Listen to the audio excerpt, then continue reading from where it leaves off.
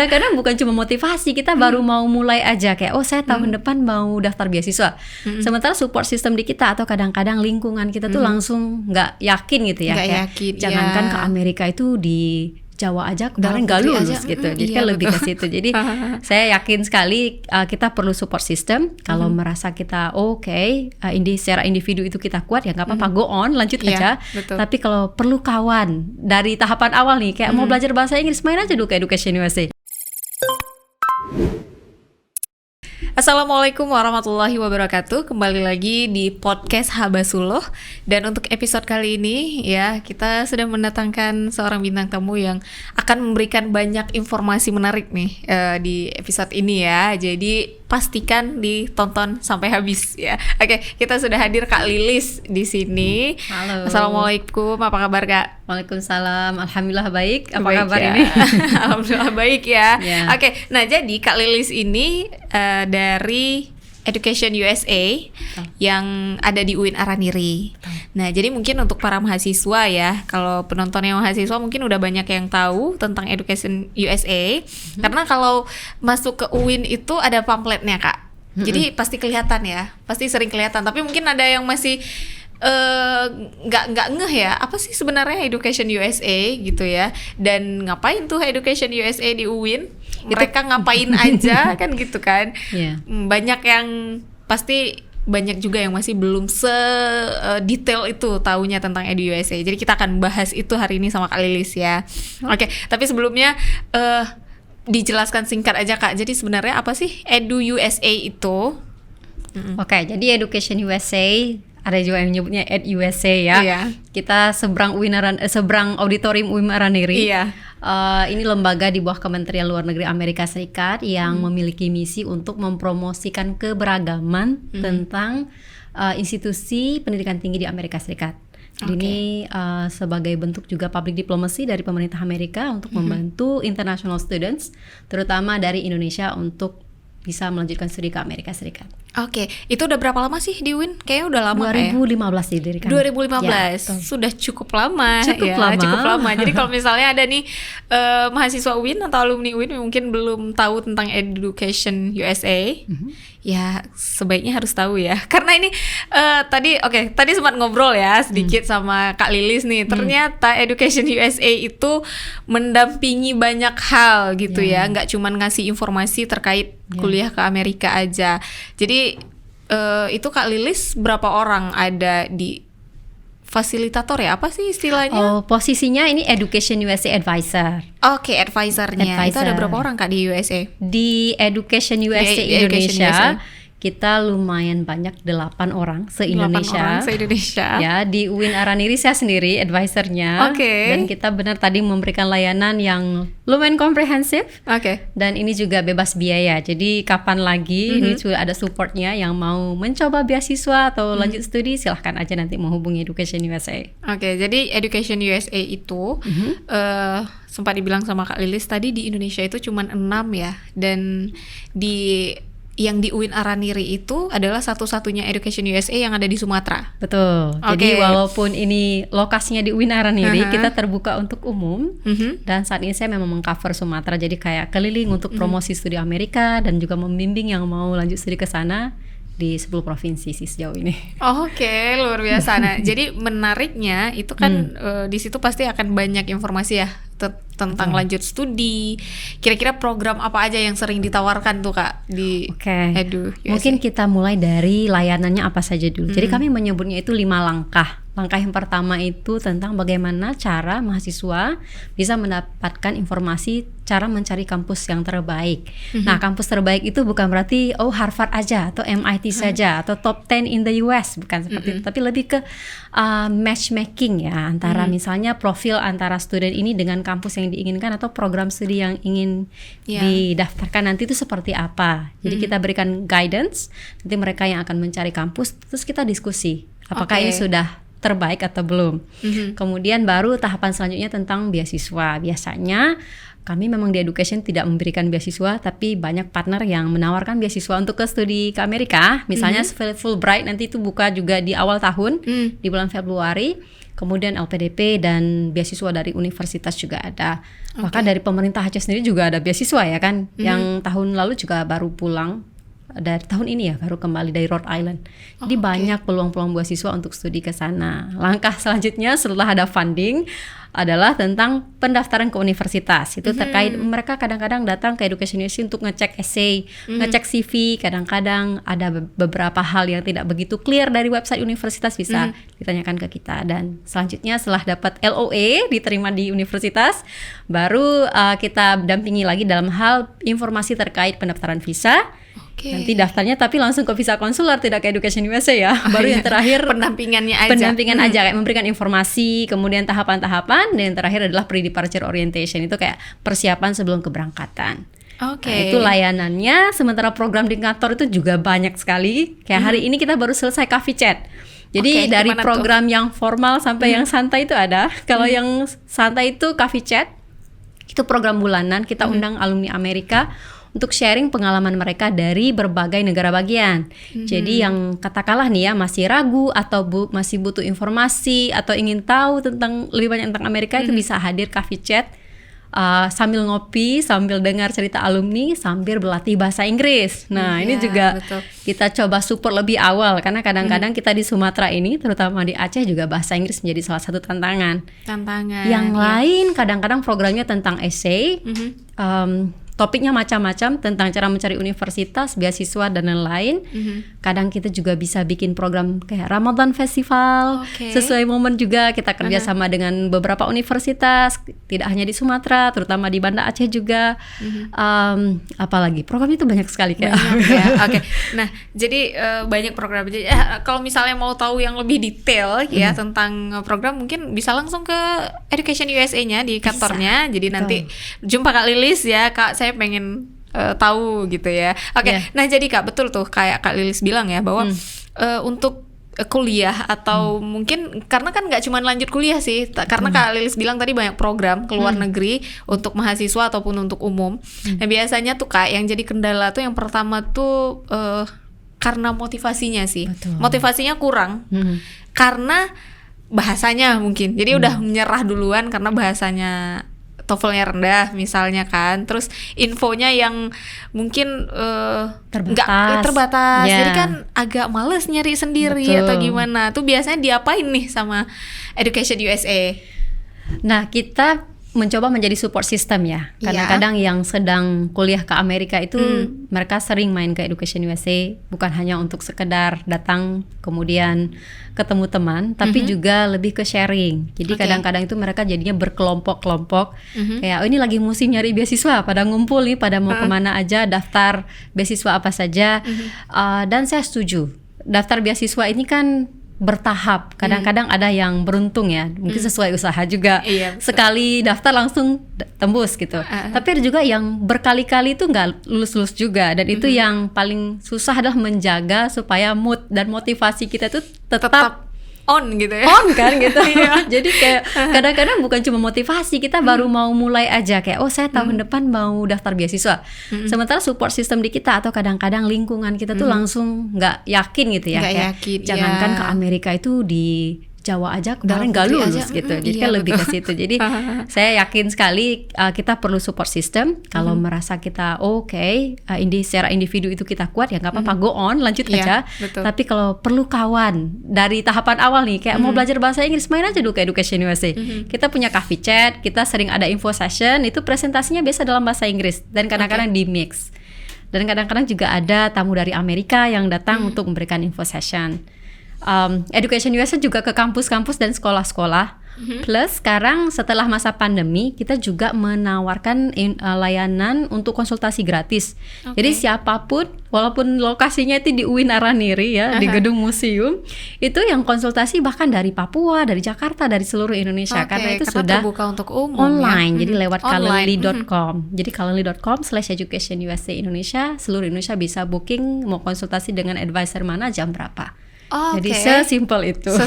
Dan akan dapat banyak informasi. Betul. Nah, kalau di sini sendiri ya, kalau yang di Education USA, yang di UIN sendiri, yang di Aceh. itu berarti antusiasme untuk pendampingan beasiswa dan lain-lain gimana sih selama ini, Kak? Setelah pandemi, terus terang saya merasa kayak ini perlu lagi diberikan motivasi lebih ya. Oke. Karena kan Kenapa tuh? selama masa pandemi mungkin ya orang pada fokus belajar online. Terus yang tahu center itu juga terbatas. Jadi makanya kami mengadakan program-program yang tidak hanya formal tapi juga santai. Oke. Jadi beasiswa untuk Aceh saya rasa masih banyak sih peluangnya. Terutama seperti LPDP ya. Ini juga peluang besar, slotnya juga banyak. Tantangan terbesar biasanya adalah bahasa. Oh iya, Bahasa. Jadi alangkah baiknya nih terutama yang mahasiswa baru dari awal semester itu udah mempersiapkan diri nih jangka panjang.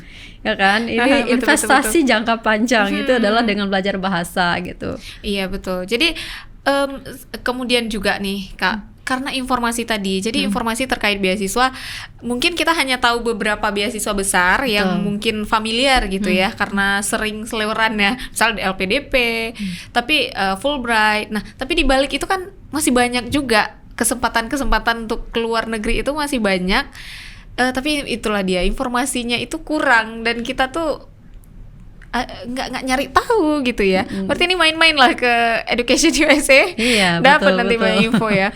Nah, kalau ini untuk informasi untuk para mahasiswa juga nih, Kak ya. Jadi selain beasiswa untuk lanjut kuliah misalnya, itu untuk para mahasiswa yang masih aktif atau umum lah, ada program apa aja sih secara umum? Ini menarik pertanyaannya.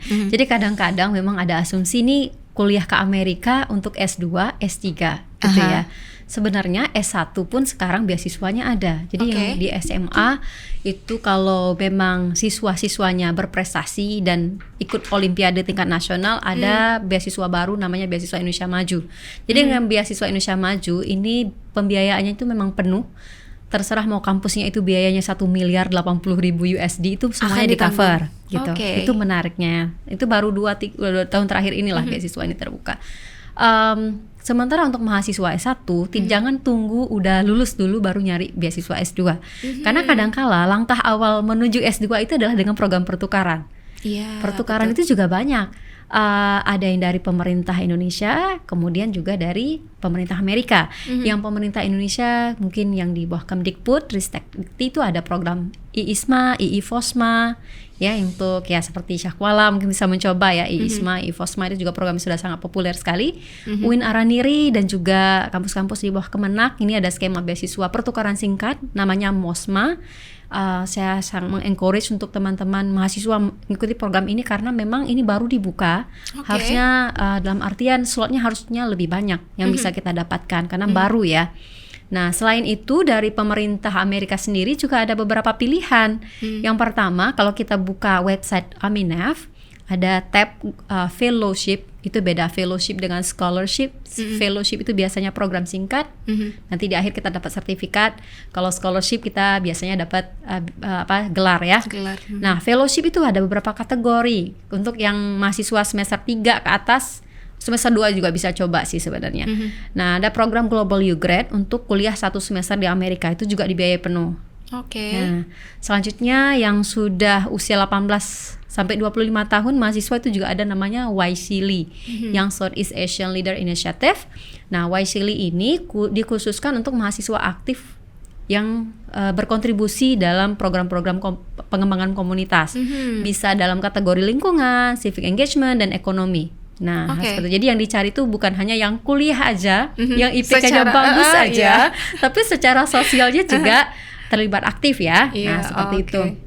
Ada juga program yang lain apalagi CCIP, Community College Initiative Program. Ini juga programnya bagus. Jadi 1 tahun kuliah di Amerika untuk pelatihan di bidang agriculture, pertanian, kemudian pendidikan anak usia dini, journalism, teknik juga ada beberapa, atau jurnalis, media juga masuk.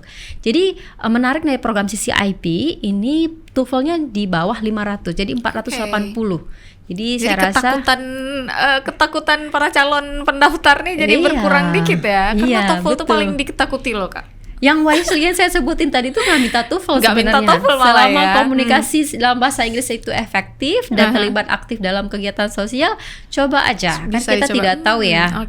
Mungkin siapa tahu lewat program inilah jadi batu loncatan untuk program yang lebih besar ke depannya, S2 dan S3 gitu, betul. S2 atau S3. Oke. Nah, jadi berarti memang selama ini mungkin bukan tidak adanya kesempatan gitu Kak ya, tapi malah banyak kayaknya beasiswa-beasiswa yang kekurangan kuota nggak sih? Maksudnya kita tuh nggak ada yang mencoba akhirnya gitu ya. Betul, jadi saya pikir terutama setelah pandemi ini yang katakanlah Global U Grad, ini belum ada lagi penerusnya dari Banda Aceh, jadi dicoba aja lagi. Yang terakhir itu yang ada satu sih dari Politeknik Negeri Loksmawe. Nah itu juga satu baru pulang juga gitu. Cuman dari Banda Aceh bisa diusahakan lagi ya. Apalagi maksudnya ini kan TOEFL-nya dalam artian belum yang 550 ke atas gitu. Masih bisa lah diupayakan. Dan masih bisa pakai ITP atau? Masih bisa ITP. Bahkan itu yang untuk Global U Grad ada yang masih boleh prediksi. Kalau di kotanya itu tidak ada TOEFL ITP. Jadi sangat fleksibel. Sangat fleksibel. Ya ini tinggal mau aja nih. Betul. Dan betul. Kan kalau misalnya pendaftaran segala macam kan didampingin nanti kan gitu kan Kak. Betul. Jadi luar biasa sih, banyak nih program sebenarnya yang jangan sampai disia-siakan. Tapi selama ini gimana kalau dari para mahasiswanya sendiri Kak? Banyak nggak yang akhirnya mendaftar? Yang mendaftar ada, cuman yang mungkin persiapannya yang harus dimatangkan lagi ya.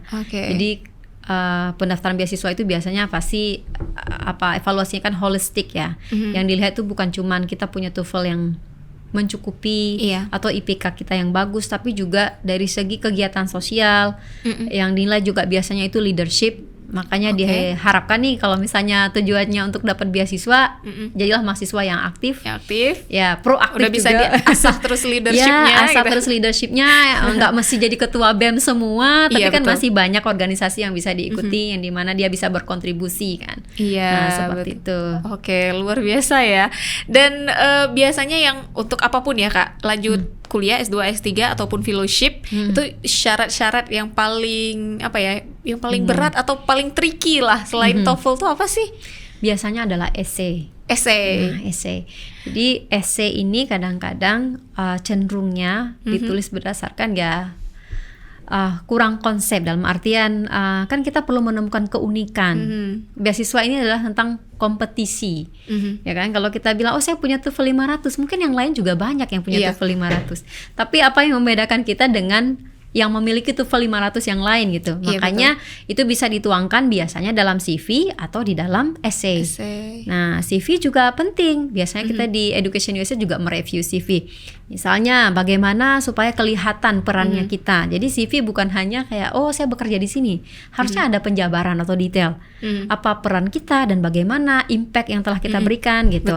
Nah, nanti dilengkapi kembali di dalam essay. Nah, essay ini biasanya lebih kayak menanyakan kenapa kita mendaftar program tersebut.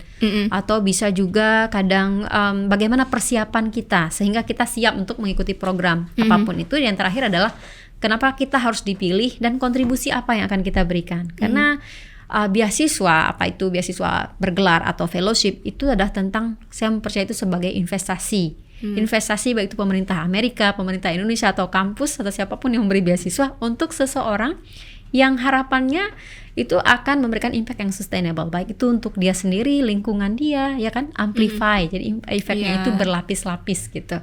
Makanya kita perlu menunjukkan kualitas tadi, bukan cuma siap secara akademik, sosial, tapi juga punya kualitas leadership gitu. Oke, jadi semua itu dinilai ya. Jadi memang dalam essay itu harus komplit. Biasanya essay itu kisaran berapa banyak? Nah, beda program, beda promnya. Jadi penting sekali yang pertama dalam penulisan esai kita memahami dulu. Ini program beasiswa yang dicari tuh aplikan seperti apa. Kemudian kita pahami lagi ini esainya pertanyaannya apa dan berapa jumlah kata. Kalau kita punya banyak jumlah kata, banyak hal yang bisa kita tuliskan. Tapi kalau misalnya jumlah kata cuma 200 dibatasi kata sedikit atau 100 ya? kata, contoh program Wisely itu kan nggak panjang esainya. Jadi dalam 1 atau 2 paragraf itu kita harus mampu menampilkan kelebihan-kelebihan kita kan. Semuanya harus komplit di 2 paragraf misalnya. Iya, mungkin kita harus lihat juga si esai ini promptnya apa sih pertanyaan, poin apa yang ingin mereka lihat di dalam tulisan itu yang paling penting. Begitu juga beasiswa, kadang-kadang ada yang meminta 2 esai, ya kan, ada yang personal essay, ada yang study objective. Yang paling penting sebagai pendaftar beasiswa itu harus paham dia secara personal, secara kepribadiannya itu apa yang membuat dia itu unik dibandingkan yang lain, kayak motivasi secara personal untuk mendaftar program itu seperti apa sih? Apakah kita itu kayak trend goer, orang daftar kita juga daftar gitu kan? Tapi biasanya yang memang dicarilah keunikan secara personality-nya, tujuannya, kemudian motivasinya, kemudian kesiapannya, apakah memang ini linear dengan background sebelumnya, ataupun misalnya katakanlah pindah jurusan atau ya cross jurusan ya, tidak lagi jurusan yang sama, apakah memang dia siap untuk pindah jurusan atau mungkin ini adalah keputusan yang terburu-buru gitu. Nah gitu. Jadi menarik ya. Nah, mungkin biar lebih termotivasi nih Kak, karena kita waktunya juga kayaknya udah hampir selesai. Bisa diceritakan sedikit gimana sih suasana kuliah di Amerika, dan biasanya di negara bagian mana nih yang paling banyak mahasiswa Indonesianya? Yang pertama ada perbedaan antara sistem pendidikan Amerika dengan Indonesia. Amerika itu sangat fleksibel. Contohnya saja untuk program S1, kalau kita di sini dari SMA langsung program S1, boleh katakanlah ada pilihan yang STAN, yang lain-lain ya. Misalnya program juga diploma. Di sana itu juga ada namanya community college 2 tahun, tetapi itu boleh transfer 2 tahun lagi ke universitas yang lebih besar. Nah itu satu perbedaan. Yang kedua, untuk jurusan pun itu masih boleh diganti sampai tahun ketiga, dan dalam jurusan yang utama yang disebut dengan major itu masih memungkinkan untuk mahasiswa itu memilih jurusan minor, jadi major and minor. Jadi liberal philosophy itu maksudnya adalah orang yang ingin mengeksplor banyak hal, tapi tidak sebanyak-banyak juga ya, tapi ada konsentrasi utama dan yang satu lagi pilihan alternate-nya gitu. Jadi misalnya kayak kuliah engineering atau teknik itu masih bisa mengambil minor di bidang pendidikan. Jadi dia punya 2 bukan spesialisasi juga ya, mungkin kalau S1 kan jurusan lah kita bilang ya. Nah kemudian kalau untuk S2 itu biasanya 2 tahun, kemudian S3 bisa 2-6 tahun, itu dari segi lamanya masa studi. Nah selanjutnya yang membedakan lagi adalah pendidikan di Amerika itu pilihannya banyak sekali. Jadi ada 4.000-an kampus terakreditasi yang bisa dipilih. Dari yang tingkat penerimaan mahasiswa itu di bawah 5%, mungkin kita pernah dengar Harvard, MIT, itu sangat-sangat kompetitif.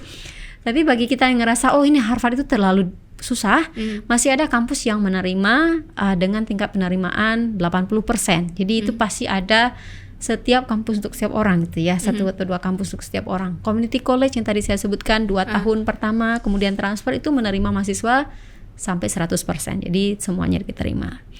Tadi pilihan negara bagian yang paling banyak diminati oleh mahasiswa internasional terutama Indonesia, yang pertama ada California, mungkin pernah dengar Stanford, kemudian UC Berkeley, UCLA dan UC yang lain.